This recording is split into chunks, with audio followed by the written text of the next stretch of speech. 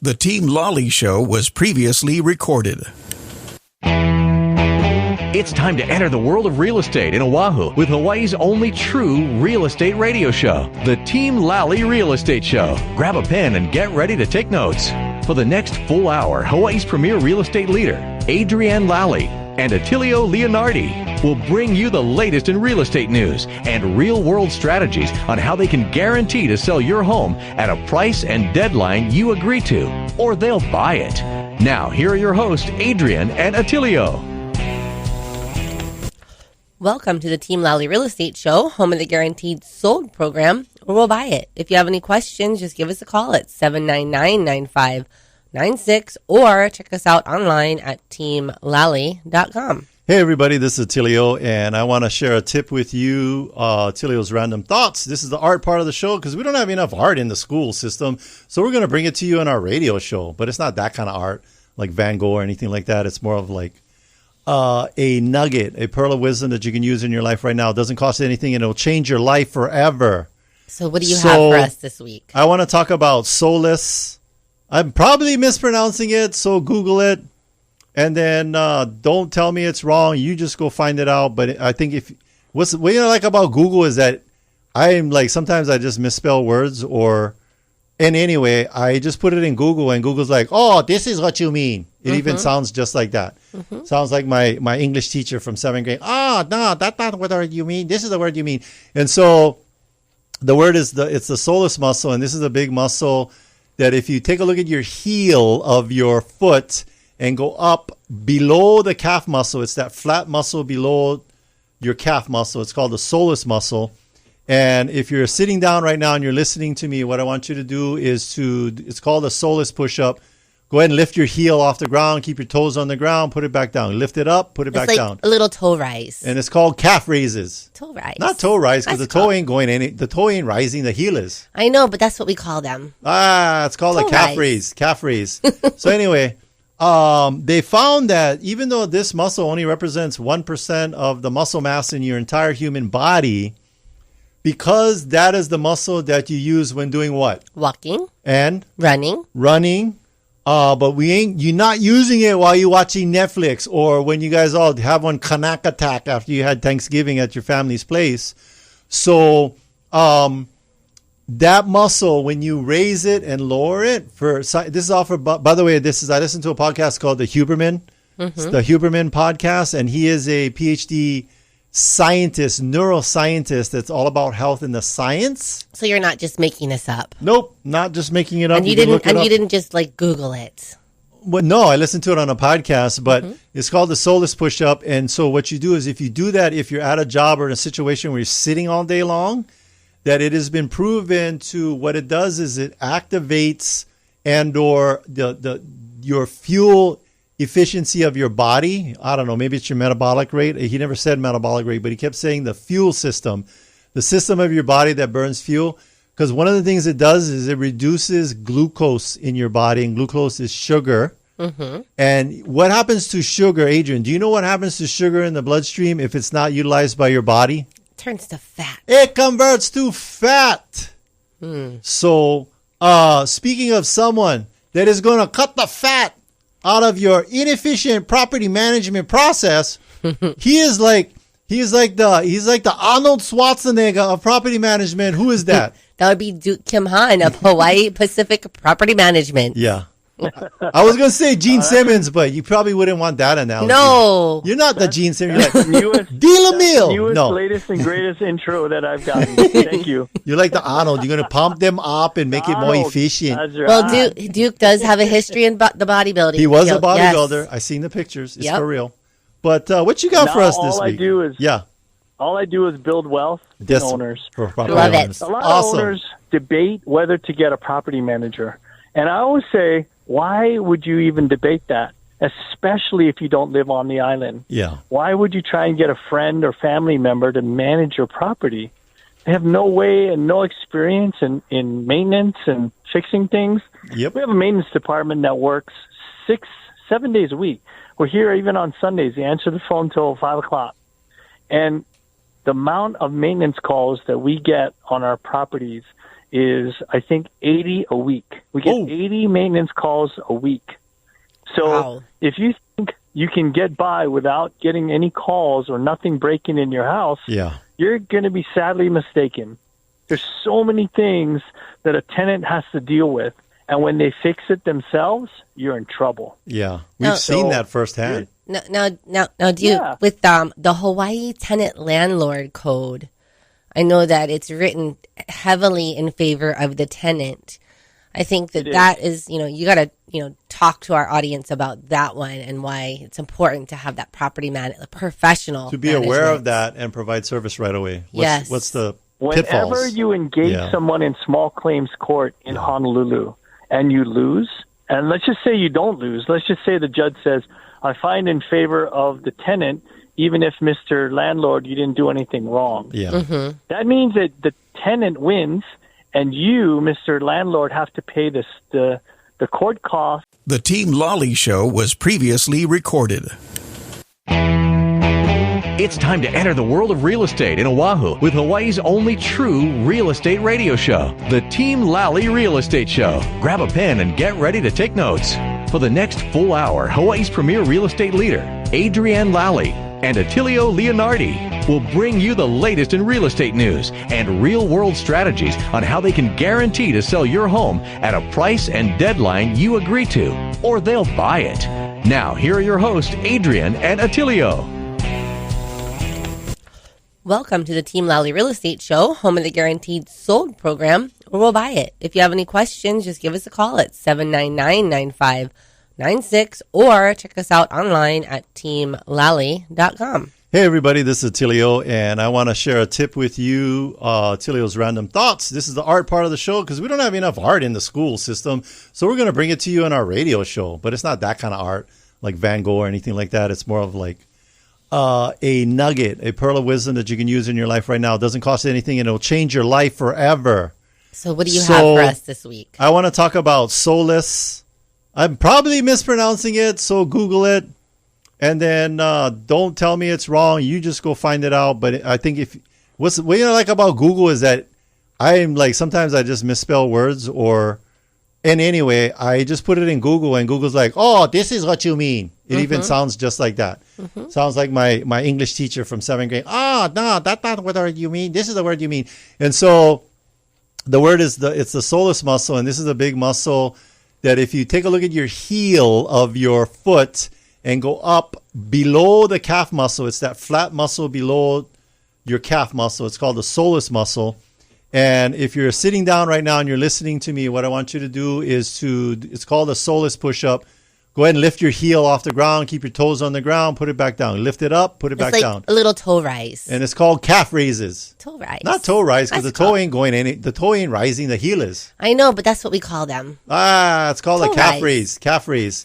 So anyway, they found that even though this muscle only represents 1% of the muscle mass in your entire human body, because that is the muscle that you use when doing what? Walking. And? Running.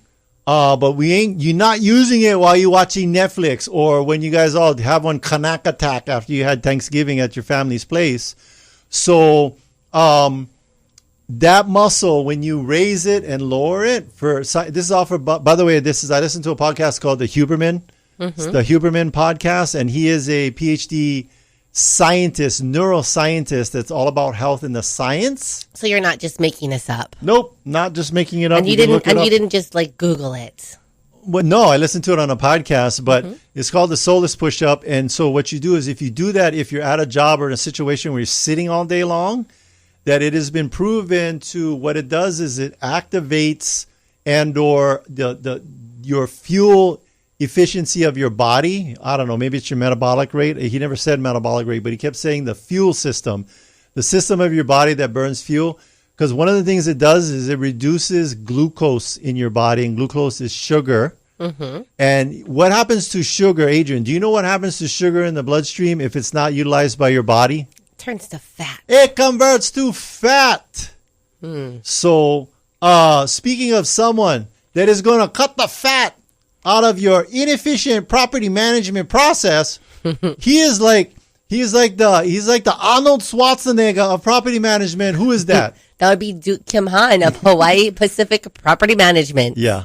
I was going to say Gene Simmons, but you probably wouldn't want that analogy. No. You're not the Gene Simmons. You're like, newest, latest, and greatest intro that I've gotten. Thank you. You're like the Arnold. You're going to pump them up and make it more efficient. Right. Well, Duke does have a history in the bodybuilding. He was a bodybuilder. Yes. I've seen the pictures. It's for real. But what you got for us this week? All I do is build wealth in owners. Love it. A lot of owners debate whether to get a property manager. And I always say, why would you even debate that? Especially if you don't live on the island. Yeah. Why would you try and get a friend or family member to manage your property? They have no way and no experience in maintenance and fixing things. Yep. We have a maintenance department that works 6-7 days a week. We're here even on Sundays. They answer the phone till 5 o'clock. And the amount of maintenance calls that we get on our properties is, I think, 80 a week. We get 80 maintenance calls a week. So if you think you can get by without getting any calls or nothing breaking in your house, you're going to be sadly mistaken. There's so many things that a tenant has to deal with. And when they fix it themselves, you're in trouble. Yeah, we've seen that firsthand. Now, Duke, with the Hawaii Tenant-Landlord Code, I know that it's written heavily in favor of the tenant. I think that is, you got to, talk to our audience about that one and why it's important to have that property professional to be aware of that and provide service right away. What's the pitfalls? Whenever you engage someone in small claims court in Honolulu and you lose, and let's just say you don't lose. Let's just say the judge says, I find in favor of the tenant, even if Mr. Landlord, you didn't do anything wrong. Yeah. Mm-hmm. That means that the tenant wins, and you, Mr. Landlord, have to pay the court costs and attorney's fees for the winner. Ooh. So I know, and if you read the Landlord-Tenant Code, there's so many vaguities in there. Everything's vague. Yeah. It doesn't say you cannot do this, or it never says you can do this. It says, if you do this, this is what's going to happen. Yeah. It's so vague that so many people get in trouble. So what we do is we take pictures, we do a property condition form when we move in, and we log all the scratches and deficiencies in the property. So when a tenant moves in, he's not blaming everybody. Yeah. And we do an as-is addendum when they walk in, and they have to fill out the property condition form too, to make sure everybody's in agreement that the handle's stuck, it didn't open real good when you first moved in, and they can't blame somebody for that. Duke, blame is you got to have proof. Blame is the killer of all. Blame is the killer of all relationships. Because how in the heck are you going to remember a conversation or the condition of anything from 1 year ago? Or more, because sometimes tenants are in there for like 2, 3, 4 years. I can't even tell you what I had for breakfast yesterday, let alone something from 1 year ago. So, Duke, I'll share this with you. We are listing a property for sale, and it was a for rent by owner. No pictures, no property checklist. So I just went to go meet the tenants and do a walkthrough. But I told the owner, there's really nothing. You have no recourse. You have no recourse. You're going to pray that the place is clean and they didn't trash it on the way out. And she lucked out, but it wasn't. That's not always the case. That's not always the case. But if there was, by owners. I said, you were very lucky, had this and that. I said, don't even go there because what about this? I'm like, unless you have it documented that it was one way and now it's a different way when the tenant leaves, you have no recourse. Right.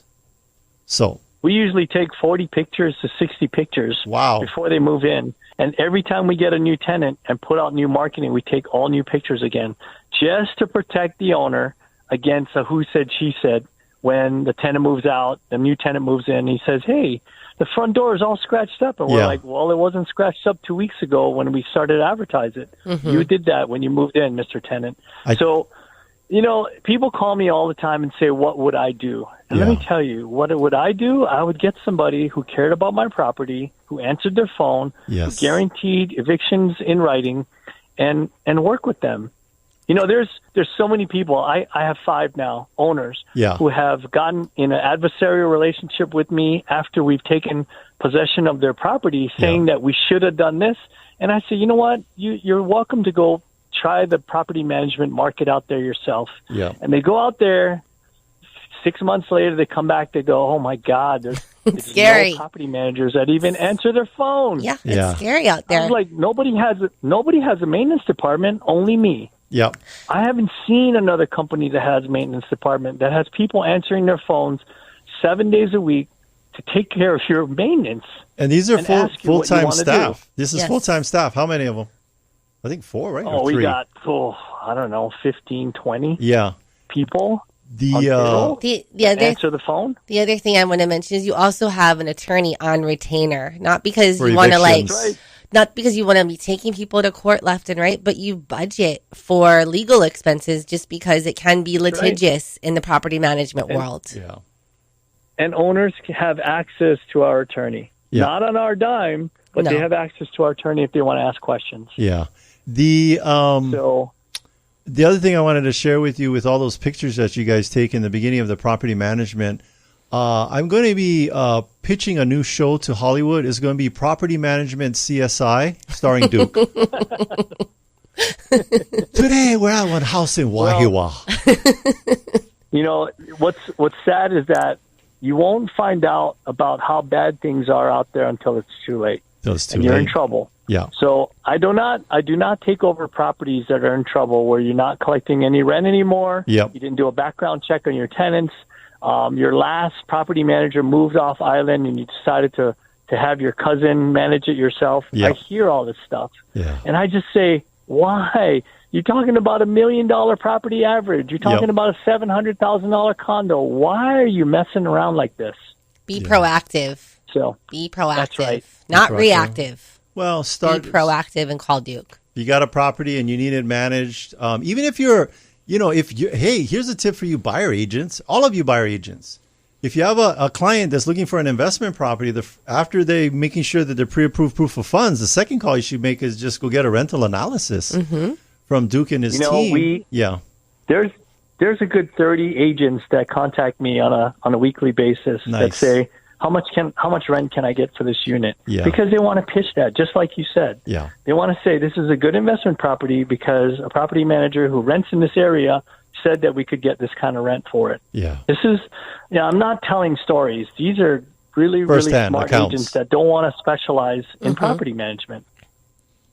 Yeah. The start of Duke's show is, there are many stories in the windy city of Oahu. Here's one of them. Yeah. If you don't want to be a story, just let me take care of your property. So that's it. Yes. Simple. Very easy. Duke's the easy. 445-9223 or hipacificpm.com. That's it. Duke's the easy button. Thank you. Thank you, Duke. Thank you. All right. Take care. All right. All right. So you can get a hold of Duke and his team by going to teamlally.com on the resource tab. There's the experts we trust. There's all sorts of videos that we've done with him. And by the way, 2 things I want to share with you. First of all, I have 2 properties managed by Duke and his team. Loa is on one of them. He's one of his PMs on one of them. And then Michael Ablon is on the other ones. And the only thing I know about these properties is who my property manager is. I couldn't even tell you. And that the rent just shows up in your account. And by the way, I have an owner's portal account. So I just can log in at any time, see this, see that. In fact, I remember we was in Italy and was having on pizza in Napoli, and I got an email from Michael that the refrigerator beeped out on my studio over there near the University of Hawaii, and I said, replace it. And he said, it's going to cost this much. And you know what? So I said, only 2 words to take care of that. I said, replace it. And then he said, how much? And then I replied back, shoots. That was it. And then it was done. That was it. Well worth the money. I don't even know who lives there. All I know is the money shows up and they take care of the tenant and they take care of the property. And one thing that we haven't talked about in a while is that Duke and his team offer a rent guarantee. Rent guarantee? No way. What's that? So basically they give you that price point that they will guarantee the rent for. and you sign paperwork around it. Yep. And if it doesn't get rented for at least that amount within that 30 days, they'll pay it to you. They'll pay the rent. Whoa, putting the money where the mouth is. They have an eviction guarantee. If they put somebody in there based on all of their criteria and they got to evict, they'll get that tenant out. And and that's a pretty pricey process, is the eviction process here in Hawaii. It's super easy. They get two big Samoan guys that show up at the door. One guy's named Tomua. No, that's the comedian. No. He's not tall enough to get him out. But no, we don't do that. But they act on it right away. I will tell you how many homeowners, because we dialogue with these same property owners, and we're like, how long has the tenant been there? Oh, 2 years? How many months back on their rent? Oh, about 14 months. I'm like, what are you doing? Here's the deal. 1 month of vacancy will erode all of your savings going with the discount. So just hire the professional. Yeah. He's got all the systems and processes in place to protect your investment. Robert Kiyosaki, local boy, wrote the most popular book called Rich Dad, Poor Dad. And I think he has thousands of properties he owns all over. Probably. All over the United States. He's a multimillionaire. And he says, do not squawk about, have even if it's your first property, have it professionally managed, because you're wasting the most valuable resource that everybody has and only has the same amount. Time. That's right. So don't be a knucklehead and self-manage your stuff. I'm telling you, 999 times out of 1,000, it never goes well. So speaking of time, we have some resources and tools on our website, which I want to remind our listeners about. So what are they? Ooh. So if you go to teamlally.com, we have a couple tools. So one of them will give you your home evaluation. It just you click through and you answer a couple questions. You can get a value of your home without talking to anybody. No scary salesperson. Yep. Unless you want to talk to us. I mean, you can click to And we're not that connect. scary. We're not scary. So you can get the value of your home. And then if you are interested in selling, you need to sell quick, we have an instant offer, and we can be closed in 12 to 14 days. 12 to 14 days. So another click of a button. Boom, you're out of there. Click of a button. Now, let's say you got a home, Adrian. Let's say you got a home and you're like, I lived there for 49 years and I really haven't done anything to the home. I have a ton of equity in my property, but I don't have cash laying around to fix my property. Can you help me? Absolutely. You know and what? How so? We have solutions for everybody, including that particular solution.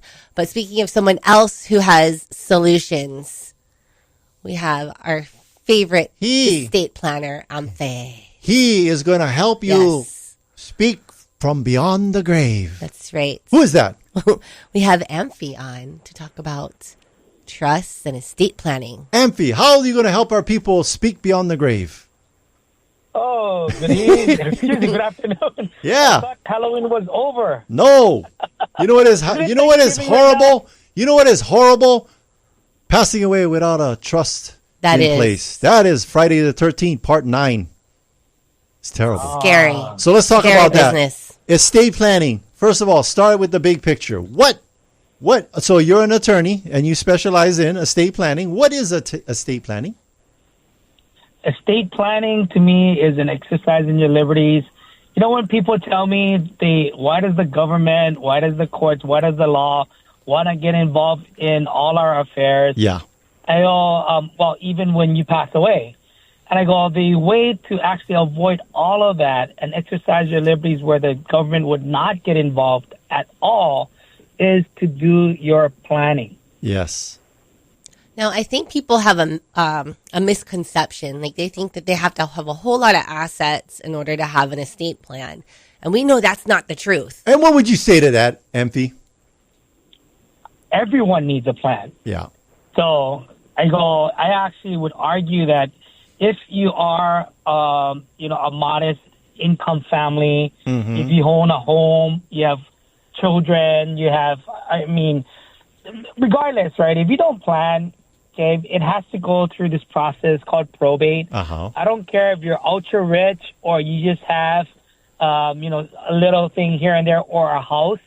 It's funny, Adrian, Atilio, people always minimize that, when they talk about planning and they go, oh, all I have is a house. I go, the house is the biggest asset that you can have, especially in you Hawaii. Want to leave for your children. Yeah. So I think even if you don't have a house and you have kids, or if you have a special needs child, the estate planning is extremely valuable.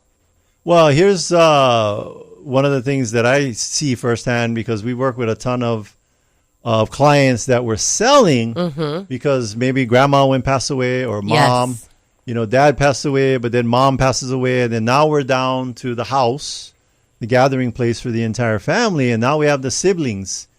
And I always tell you, every time I see this happen when they don't have a trust in place, is that one, it's very rare to see the siblings agreeing on what to do. Number two, the content of the home. That turns into World War III. And then next thing you know, the house is just sitting and just sitting and just sitting. And it's this big battle. I have a couple clients. It's been going on for 2 years because of that situation. And then, you know what? There's one in a Mililani Mauka. Yeah. That the house is listed, but it's going through the probate. So it's going to take a lot longer to go through the sale process. Yes, because somebody is assigned by the court. Yes. And this is firsthand from the agent. From the agent that the offers came in, but they have no idea what's going to take place next. Or how long. So it's just, for you as a seller, you don't need. For you as a seller, that loses you money because buyers don't want to stick around. And that's not the answer they want to hear when they submit the offer over the weekend. They don't want to hear, well, there's no real update I can give you because it's in the hands of probate right now. That's what the agent sounded like when we were talking to her. Yep. No, exactly. She didn't sound like that. But and the families don't get to decide that. Nope. The court will approve that. And I would tell you, if this was something like probate, on average, what do you think if they're just doing a house? How long is the probate process? And we're not going to quote you on that, but what would you say would be the average time? Yeah. Please don't. We're not going to quote you. You'd be very. It would be very awesome if it was done within a 9-month to a year period. Yeah. And again, we're talking simple. I tell you, you talk about 2 years.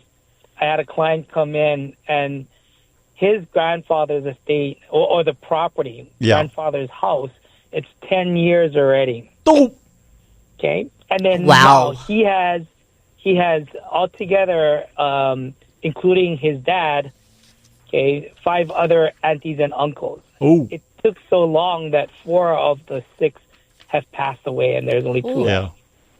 That's got to be like a record. Local families fight about the leftovers after Thanksgiving dinner. You think they're going to have it all worked out with Grandpa's house? No. And the contents? Here's the other thing that I will share with you. If this is gets you scared to just call. We're like scared straight for people with no trust. And you got to call Amphay right now. Because here's the deal. The 9 to 12 months, if that was you, best case scenario. If that was you, let's call it a year. And I'm just going to say it, but don't quote me either. But let's say it took a year. If you go backwards in time 1 year ago, when interest rates were 2%, 3%, and 4%, the market completely shifted. Yes, in the 1 year time. In the 1 year time, while you were going through and dealing with the rigmarole of probate. Whereas if you had a trust, you would have sold your home at the peak of the market. And made more money and had so much less headaches. So just call Amphay. Just call Amphay. And you avoid the probate and the fighting. You're like the Ghostbusters for people who passed away. Who are you going to call? Amphay. Thank you. I was thinking more to put everybody at peace. Yeah. Yes. He brings peace and joy to your life. Because I tell you, I've seen it personally too with family. You start fighting at the gravesite. They all like, hold my baby. I want grandma's wedding ring, not you. And then that's what happens with that. So, Amphay, one last question before we let you go. It's like $10,000 to consult with you for like 1 hour, or what is it? It actually First hour. Does not cost free any of our families anything. Yes. We pride ourselves in educating families, and I don't care what type of planning you do. Yeah. Do a plan. Do a plan. And just meet with Amphay. See if you're a good fit. Amphay will come visit with you. He can do on Zoom. You can go to his office. You can also help people on the outer islands, right? Yes. Yeah. So, anyway. Well, thank you, Amphay, for calling in and reminding our listeners about the importance of estate planning. Do it now. Thank you, Adrian. Thank you, Attilio. Yes. All righty. Thank you, Amphy. All right. Happy holidays. Happy holidays. So you can get a hold of Amphy and his team if you go to our website, teamlally.com, on the resource tab and experts we trust. All right. So I'm going to read a review and then we're going to take a break. Okay. So this review is from Cindy Means, and this is for Damian Thomas at Team Lally. Way to go, Damian. Good job. He did a photo shoot for my townhome last month, and the results were just stunning. They were so gorgeous, even I didn't recognize my own home. Yeah. These were not just still photos. Damian's expertise was apparent in every picture, right down to the lighting, angle, and sharpness. The final product were beautiful photos, an interactive virtual 3D tour, a video clip with music, and even drone footage of the property. He knows exactly what needs to be highlighted and what can fade in the background. Thank you, Damian, for all your hard work, dedication, and expertise. Thank you, Damian. Good job, Damian. We're about to take a break, but stay with us. When we come back, we'll be talking with award-winning business consultant and best-selling author Richard Weylman. We'll talk about what an elevated experience is and how it is important in acquiring a business. So stay with us. Hey, Sean Hannity here, talking with the only real estate agent in your market I recommend. Adrian Lally and Attilio Leonardi of Team Lally Real Estate Group of Keller Williams, Honolulu. So now that the market is normalizing again, how's that going to impact home selling right now? Sean, let's explain what a normal market is. It's when it's neither a buyer or seller market. Both buyers and sellers have equal negotiating strength and need to focus on a win-win strategy to close. We have over 7 highly successful strategies that get homes sold. So is now the time to sell? Sean, the best time to sell is when you need to move. Stop trying to time the market. Smart people spending a lot of money try to time the market and fail. Again, the best time to sell is always when you're ready to move. Great update. Thank you for keeping us informed. Put the most experience and the best marketing to work for you. Call Team Lally now at 799-9596 or online at teamlally.com. That's teamlally.com. Taking one cash offer for your home doesn't have to be your only option. I'm Barbara Corcoran, and especially in today's current market, having a local real estate agent who offers great marketing and options that are customized to fit your needs is smart. In Honolulu, the agents I trust are Adrian Lally and Attilio Leonardi. They can give you a guarantee to sell your home, flexible fees, or up to $10,000 in cash to help with repairs. Get the option that's right for you. Go to teamlally.com.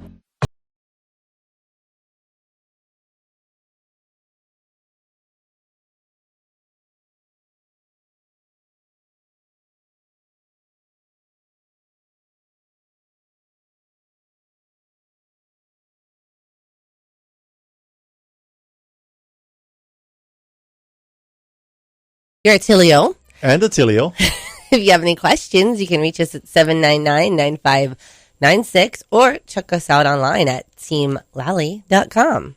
Well, do we have our guest here on the line? I think we do, so I think you should read that intro. Okay, so today's guest is a globally recognized expert who delivers practical, proven ways to acquire and keep clients. He is a keynote speaker who always has a clear voice when he's on the radio. He has earned himself a spot in the Hall of Fame. He is also the author of 2 international bestsellers. Please welcome today's guest, Richard Weylman. Actually, I want to say welcome back because he has been on our show before. He's like Michael Baldwin on Saturday Night Live. Exactly. He's a repeat guest. And we are so excited to have him back. Yeah. Welcome back. It's great to be here live and in living color. Good to talk to both of you.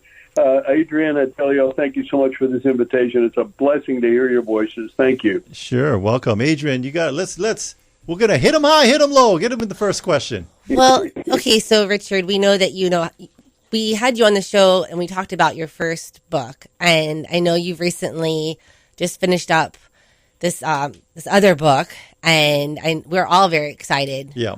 On this new and reinvigorated story here. Yes. So let's start with that. Okay, well, thank you. One of the areas that I focused a great deal of my time on is trying to understand what motivates people to do business with a firm and to continue to do business. Yeah. So we do a great deal of research, and I'm blessed I've got a great team. We research. We don't just send out SurveyMonkey. We actually talk to people and ask them, why did you choose this individual? Why did you leave that company? What motivated you to do business with these particular folks? Why aren't you going back to this restaurant for a second time? All those types of questions. And what we really uncovered is that people really are motivated and, shall we say, are really looking for a sense of relationship with the people with whom they do business. I think we all know that relationships drive revenue, regardless of what kind of business you're in. Mm-hmm. So this next book that'll be out on March 12th, the title of it is 100 Proven Ways to Acquire and Keep Clients for Life. And you can take the word client out and put the word customer in. I use the word client because lots of people speak in that particular language of client. They're not focused on transactions, they're focused on relationships. Yeah. So these are actionable steps that different businesses can take to just to hold on to that clientele. Exactly, and to acquire business. I think we all know quite clearly that people love to talk about their experience. If you go to a good restaurant, you talk about it. If you do business with Team Lally and it's a great experience and I got my house sold, I'm going to tell somebody when they get ready to sell their house, guess what? You ought to call Team Lally because they absolutely got me what I wanted and they got it done right. So, but on the other hand, people also leave. We now know with the research we did with Reuters that 1 in 3 clients or customers, using it for one, will leave a brand, leave a company, leave an advisor, leave a real estate agent, leave their dentist after just one bad experience. Wow. So that's the challenge. And the reason is because people have so many options. I mean, we all know that. They have lots of places to spend their money. Yep. So we work with Zendesk, and what we uncovered, and that's what got me going on this book, is that 87% of people that were polled, that was 1,000 people by Zendesk, said that good and bad experiences get shared with others, and they become linked to a company or a person and their brand. So that tells us that 87% of people like to talk about their experience, if it's a bad one or a good one. Yeah. So now, Richard, we've seen that. I think, like in general, people are more quick to do a review, like on Yelp or Google, when they've had a bad experience versus a great experience. Well, they say what's been your a negative? Yes. The message of a negative message will make it is faster than the fastest human being because it'll make it all the way around the world before you even tie your shoelaces. Have you found that in your studies? Absolutely. And that, again, is another reason I wrote 100 Proven Ways, because what we did is we talked to people. Yeah. You had a bad experience. How was it resolved? Oh, yeah, now you're sharing the good experience about perhaps an issue that you had with a firm or an individual or a company, as the case may be. But you're absolutely right. 87% of people share good and bad experience with others, and it becomes linked to you. So all the more reason. So that's when I talk about 100 Proven Ways, these are really, it's what to do, followed immediately. I wrote them as number 1, number 2, number 3, and I did it in a way that this is what to do. This is why it's important and how it resonates with people. And by the way, here's exactly how to implement this into your business. Now, these seem like some very helpful topics that, maybe you would be teaching on. I know that you've talked to some of at our team events in the past, and we are looking forward to having you come speak to our team here in the next several weeks on this topic. Yes. Thank you.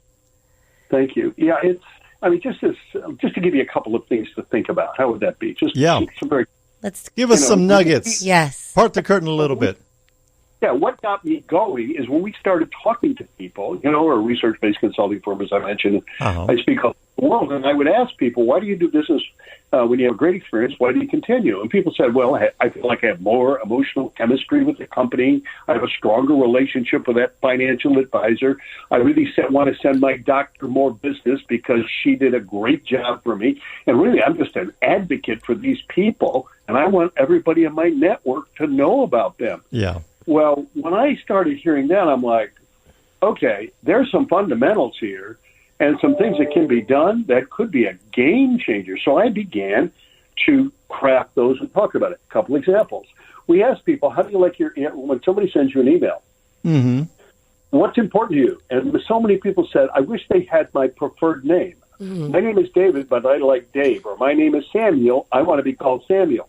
I had a doctor say, I'm Dr. Donna Wilson, but don't call me Donna. I earned the doctor. When it's okay to call me Donna. I have a friend of mine in Atlanta. Her name is Elizabeth. She gets crazy when somebody calls her Elizabeth because she goes by Lally. That was her nickname that her grandfather gave her because she liked lollipops. Oh, wow. But how many of us have gotten communication, dear client, or, my first name is Charles, it's C. Richard. I get lots of email, dear C. Well, what that tells me is that's not personalized. That's not human. Yeah. So I discarded. When I talked to T. Boone Pickens before he passed away, he said, Richard, I never went by T. And I got all kinds of people that sent me emails and letters. Your T. It's the same when you sign your emails. If you sign your emails, people all the time sign it best. Well, I actually asked people in our intern calls, we would ask them, how do you feel about these particular, shall we say, ways that emails or letters are closed? Sincerely yours? Way too institutional. That would be something that I would expect from some institution. Nothing personal there. How do you feel about best? I will tell you, people, I can't repeat on the air what some people said over the phone. Oh, wow. They just feel like best what? Best for you? I mean, people got snarky. Yeah. So they're like, okay, well, what would you like to hear? Well, why can't they say warm regards or kind regards or kindest regards? Why can't they speak? This is a great point now. Why don't they speak with us instead of at us? Yeah. And we ask this, I'll give you one more, and then we can move on. But as another example, I get this all the time. I get emails, feel free to call or reach out. Well, why would we say that? Why don't we say feel welcome to call or reach out? We polled it. 71 basis points higher, feel welcome to call or reach out. People felt like it was okay to call. Feel free to call or reach out was a throwaway line. Yeah. Small point. But again, we want to connect with these, shall we say, customers, clients, prospects in a way that says we care about you, we personalize, we humanize, we engage. Yeah. Thank you. I was thinking back to T-Bone Pickens, if they put Mr. in the front of that, it might have gone to the guy from the A-Team. Because that was Mr. T. But everybody, I mean, the unpersonalized stuff, we go through the exercise every day when we're opening our mail. Mm-hmm. And where do we open our mail? Over the garbage can. And if you got about a half a second to grab my attention. So with a name like Attilio, I know exactly what you mean because I know a lot of people that have met me and don't know me. They personalize my name by misspelling it all kind of different ways. And then the other way is I know when they know my name and they met me, but they're not sure how to pronounce it. So my other nickname is Hey Buddy. Right, exactly right. That's exactly. Hey Buddy. Hey, but and then it kind of like in the back of my head, I'm like, let it go. But it is like not like it creates what we call it. We have this other matrix that we use to create connection. Yes. So we call that creating disconnection. When a connection killer. So we call it a connection killer. So you're talking about connection builders to avoid connection killing. Why? So let's talk about the elevated experience, and that's not just for the Otis elevator repair people. We're talking about what does that mean? An elevated experience, and why is it important? That's a wonderful question. Because, most people think, well, I give good service. Well, good service is a minimum expectation today. Yeah. I mean, if you go to McDonald's, of course, now fries, I think, are $3. But you spend $3 for fries and they're cold. I mean, they will replace them at no additional cost. And we were grateful. So in all of our work, I've asked people, what is an elevated experience? And what we've really uncovered is it's a perception. It's based upon how people feel and how they interpret the sum of all the interactions and desired outcomes with you and your team or your staff, how you interact with one another and interact with them. So it's really a perception, which of course makes it even harder because we have to realize everybody's perception is a little different. Yes. So we have to say, okay, we need to put in a baseline here of the interaction with people that's personalized, humanized, gracious. There are 4 things people are looking for. They're looking for someone that's kind, gracious, caring, and empathetic. And that should be the base of your culture, of all your communications, that you want to be kind to people, you want to be caring, and you want to demonstrate empathy for them. And when you do that, the perception is you're on their side. Now, I say they're the client or prospect or customer side of the table. So they feel like you're working with them to resolve or to solve, as opposed to something that is more about you and less about them. So it's helpful? A collaborative and a team approach by using those skill sets. Yeah, that you just exactly mentioned. Right. Mm-hmm. It's like empathy. People have a hard time with empathy, particularly when they're asking questions. But what I realized is, as a writer, and which I don't wish on anybody, it's an affliction. But I woke up in the night because I'd been really struggling with this with people. People say, "How can I be more empathetic?" And you them all kinds of psychological stuff. But I woke up in the night and I thought, it's the predicate. The predicate's what's the problem. It's not empathy, it's the predicate. Give me an example. If you don't mind me asking, how much money do you guys make? As soon as I said, if you don't mind me asking, I'm going to say now. Okay, if you don't mind me asking how much money you want to spend on a house, oh my God. If you don't mind me asking how much money you got in the bank. Yeah.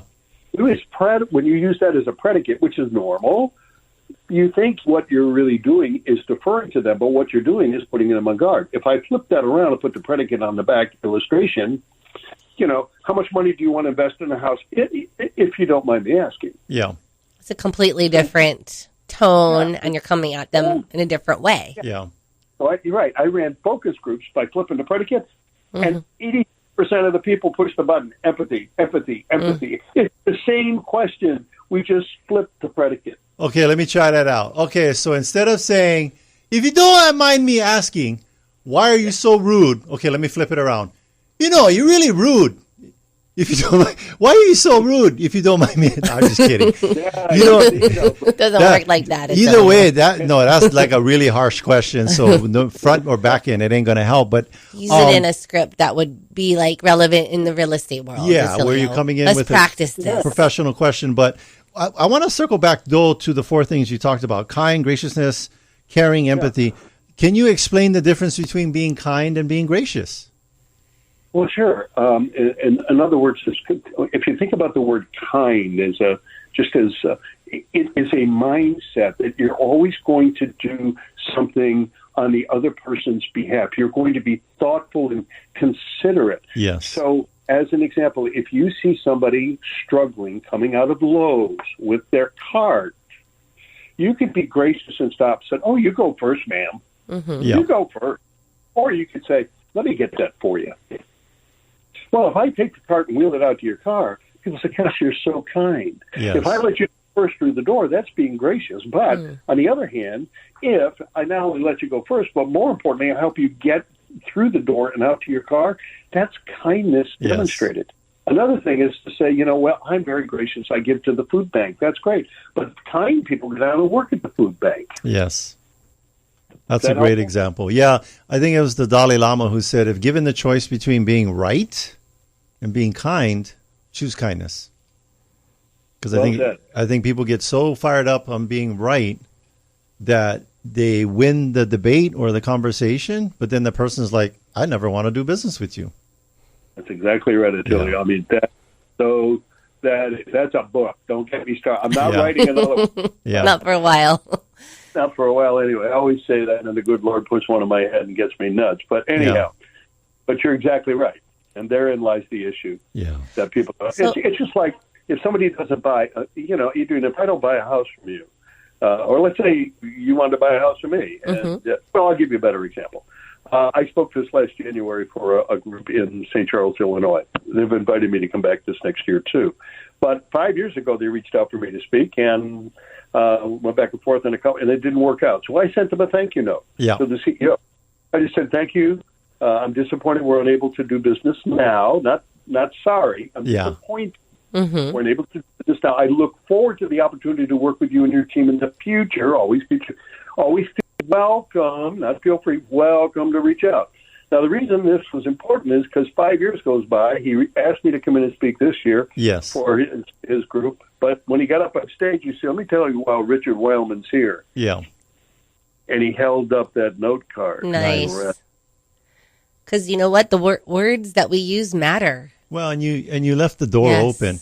I tell you, and when you're saying that, you're describing to me what my life belief is, you know, how you are when things are going well is not really who you are. Who you are when things aren't going well.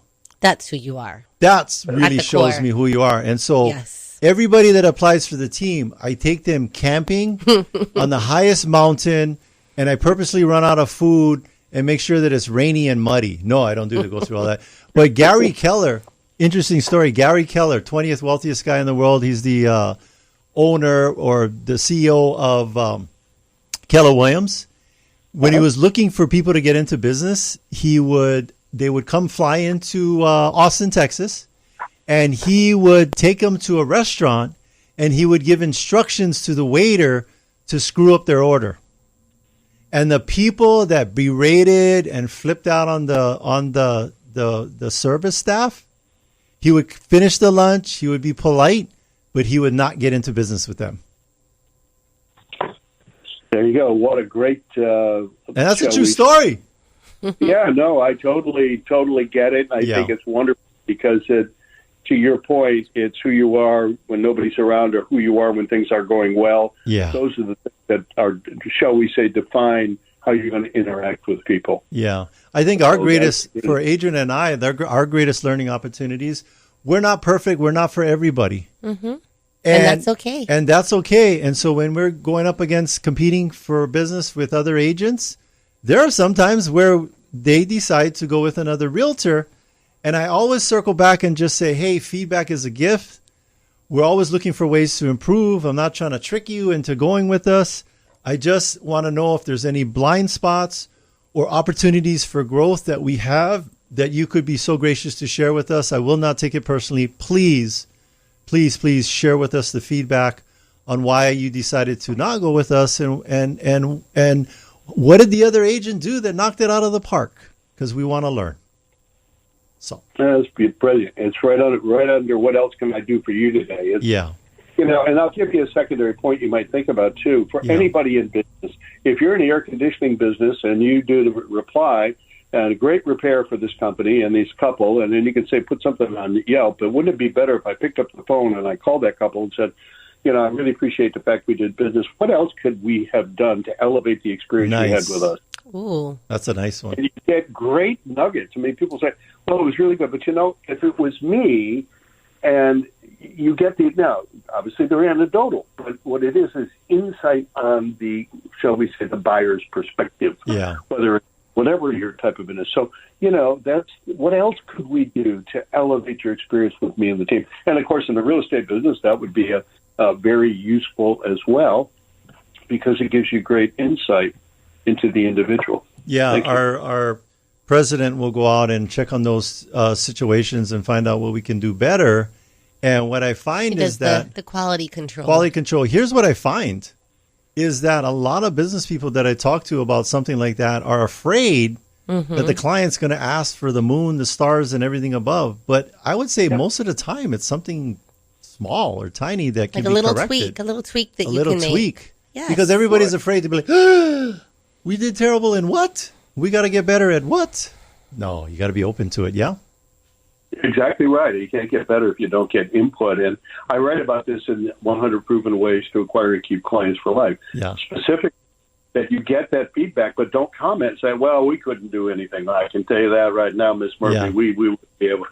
What you need to do is take the information and make it happen. I've got a guy in Philadelphia, Pennsylvania. It's called a massive business, and he's asking clients at that very point. He had a lot of individuals that he met with during the winter that were either widows or elderly, and a couple